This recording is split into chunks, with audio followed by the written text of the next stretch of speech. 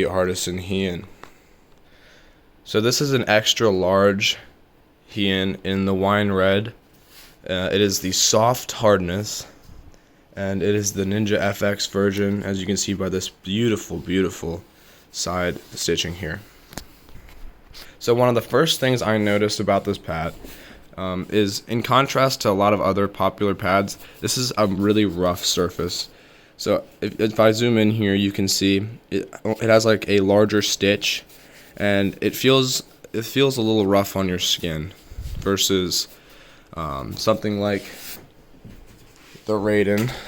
This is the Artisan Raiden, where the stitching is very small. Surprisingly, even though this has a really rough stitch, it has a really great slide. My mouse just flew off my desk. I'm not used to this slide yet. It has a really good amount of slide, and it is very light. My mouse feels almost weightless on this pad. But that being said, I still have the stopping power that you'd expect with the Hien. So, good amount of glide, good amount of stopping power. It's a really good in-between pad if you're looking for something that could be quick and something that still has a bit of control. The next thing you will notice about your Artisan Hien, if you buy one, is this beautiful back texture here. So I'm gonna quickly flip the pad over.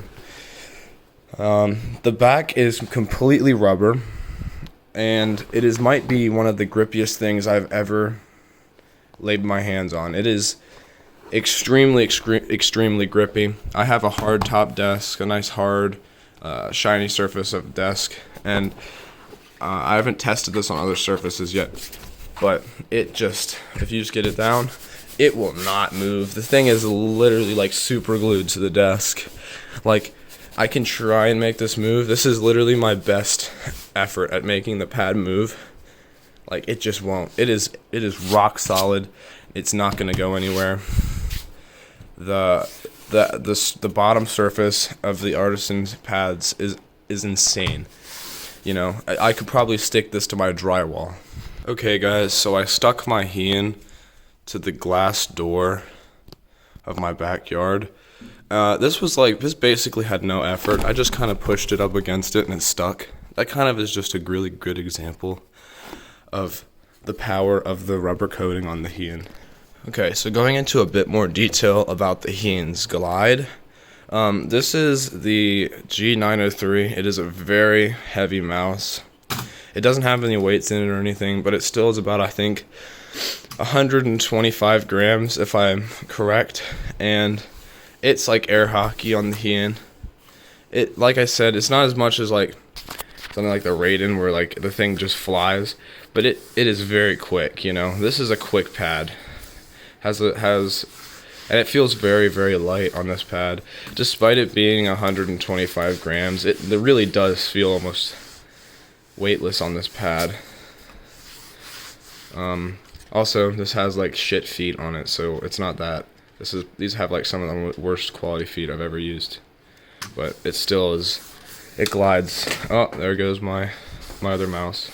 It glides alright, well.